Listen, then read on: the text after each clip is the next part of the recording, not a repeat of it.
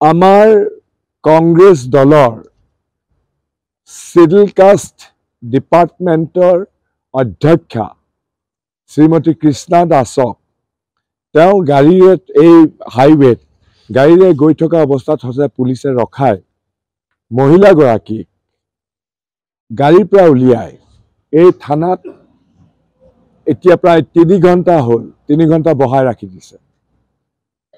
পুলিচৰ অটপালি আৰু আতিশয্যই চৰম সীমা পাৰ কৰিছে। কাৰণ এই জাগিৰোড হ'ল অসমৰ মন্ত্ৰী পীযুষ হাজৰিকাৰ সমষ্টি। নিঃসন্দেহে পীযুষ হাজৰিকাৰ প্ৰত্যক্ষ নিৰ্দেশত এই পুলিচ ডিপাৰ্টমেণ্টটোৱে চাৰিওফালে পুলিচি সন্ত্ৰাস আৰু গুণ্ডাগিৰি চলাবলৈ আৰম্ভ কৰিছে।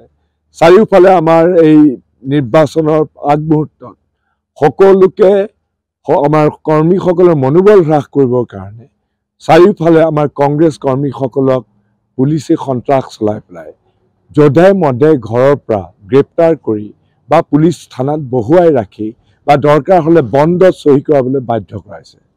এতিয়া মই মৰিগাঁও পুলিচ কৰ্তৃপক্ষক SP ডাঙৰীয়াক সোঁৱৰাই দিওঁ যে সুপ্ৰিম কোৰ্টে স্পষ্টভাৱে নিৰ্দেশ দিছে যে কোনো মহিলাক গধূলি 6 বজাৰ পিছত এনেধৰণেৰে ৰাজপথৰ পৰা গাড়ীৰ পৰা নমাই ডিটেইন কৰিব নোৱাৰিব।